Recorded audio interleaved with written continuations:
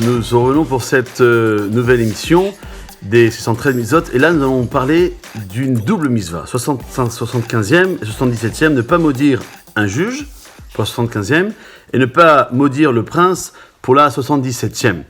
On nous enseigne que le texte dit Elohim pour parler du juge.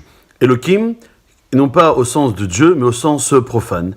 Car on nous enseigne que Elohim, au sens sacré, c'est Akadosh Baruch Hu, et que le juge a cette mission de gérer les affaires judiciaires dans le monde en faisant en sorte d'aller selon la loi divine qui a un comportement craintif, c'est-à-dire avec la rigueur.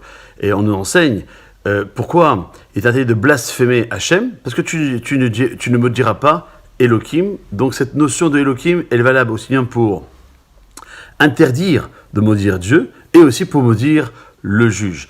Et les textes de la tradition nous rappellent que si le père était juge et qu'il l'a maudit, il transgresse aussi le fait que tu n'as pas le droit de maudire ton père, on l'a vu dans les précédentes émissions. Tu ne maudiras pas les juges, cela ne vaut que pour le juge, dont on sait que la même règle, elle est aussi pour ceux qui maudit un prince, la 77e mitzvah, parce que tu n'outrageras pas un prince dans ton peuple, dit le texte.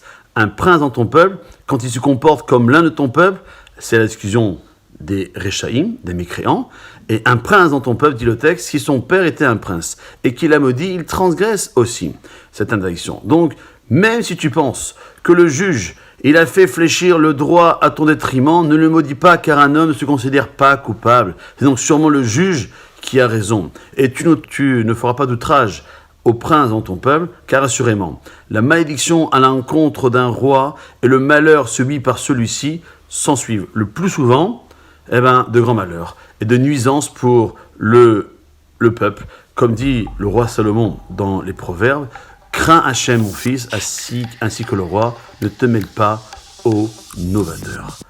Bonne journée.